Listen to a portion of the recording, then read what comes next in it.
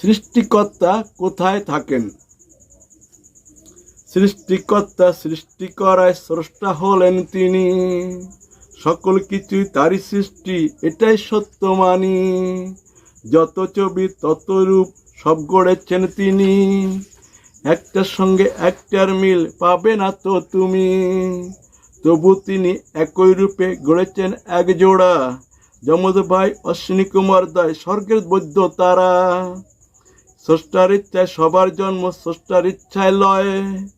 স্রষ্টা হবার করেন পালন, লীলা করেন তাই।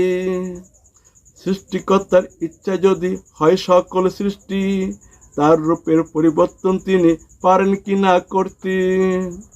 যত রূপ জগৎ মাঝে আছে তাহার সৃষ্টি, সেই রূপ ধরে তিনি পারেন কি না ঘুরতে। যখন তখন জিতায় সিতায় তার ইচ্ছা অনুসারে, ইচ্ছা মতো ধরে রূপ পারেন কি না যেতে। পাথর কিংবা মাটির মূর্তি কিংবা কোনো ছবি, সবার ভিতরে যেতে আসতে পারেন কি না তিনি। শূন্য থেকে কিংবা তিনি অদৃশ্য রূপ ধরি, ভক্তের সঙ্গে বলতে কথা পারেন কি না তিনি। তার ক্ষমতা নিয়ে যারা সন্দেহ পোষণ করে, তারাই অদম, তারাই বোকা, তারাই কষ্ট করে।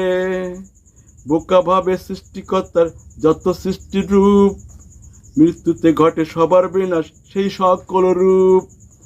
সৃষ্টিকর্তারও আছে একটা অনেক সুন্দর রূপ, সেই রূপের নাইতো বিনাশ, অক্ষয় অব্যয় স্বরূপ। নিজের রূপ বদল করতে পারেন না তো তিনি, সেই ক্ষমতা নাইতো তার, অক্ষম হলেন তিনি। মানুষ তাই পারে না তো নিজের রূপটা বদলাইতে, সৃষ্টিকর্তা কেমনে পারবে তার রূপ বদলাইতে। এই তো বোকার চিন্তা ভাবনা, এই তো বোকার জ্ঞান, তবু বোকা করে দাবি সেই হলো বুদ্ধিমান। এই বোকা আরো বোকা ছিল পূর্ব জন্মতে, তখন বলতো সৃষ্টিকর্তা নাই কেহ জগতে। জন্মে জন্মে হয়ে জ্ঞানী স্বীকার করছেন এখন, সৃষ্টিকর্তা আছে কিন্তু থাকে স্বর্গের উপরে। আরো জ্ঞানী হবে বোকা জন্ম জন্ম অন্তরে, তখন দেখবে সৃষ্টিকর্তা আছে হৃদয় মাঝেতে। হৃদয় নামক মন্দির হলো সৃষ্টিকর্তার ঘর, বোকা খোঁজে জিতায় সিতায় পায় না দেখা তার। হৃদয় মানে হয়তো মন, ধীর মানে স্থির, মন স্থির করলে পাইবে স্রষ্টার দেখা সকলে। তাই তো মন্দির হলো গড়া তোমার জ্ঞানের জন্যতে, মন্দিরে গেলে পাইবে দেখা তোমার সৃষ্টিকর্তাকে। সৃষ্টিকর্তার গড়া মন্দির সবার দেহ খানি, সেই দেহ সৃষ্টিকর্তা থাকেন মহাসুখী। তাই তো একে অপরকে দেখে বলেন নমস্কার, মস্তক নত করেন দেখে সৃষ্টিকর্তার ঘর। নম করলে উল্টো তুমি দেখতে পাবে মন, সেই মন দিয়ে হয় সৃষ্টিকর্তার দর্শন। মন তোমায় ঘরে দেখো জিতায় সেটাই নিয়ে, স্রষ্টার সৃষ্টি চাইতো পেতে সেই স্রষ্টাকে ছেড়ে। কর্ম থেকে বুদ্ধি শ্রেষ্ঠ গীতায় আছে বলা, মনকে তাই স্থির করে দেখো স্রষ্টার রূপটা। আত্মশিক্ষা জ্বালায় আগুন ধরলে সূর্যের আলোয়, তদ্রূপ করো মনকে স্থির পাবে স্রষ্টার দর্শন। দেহ সংযম মন স্থির হবে সবার করিতে, সারা জীবন রাখবে ধরে প্রতিজ্ঞা কর্ম নেতে। খাবার থেকে হয় রক্ত, রক্ত থেকেই কর্ম, কর্ম গুণে হবে সবার ধর্ম আর অধর্ম।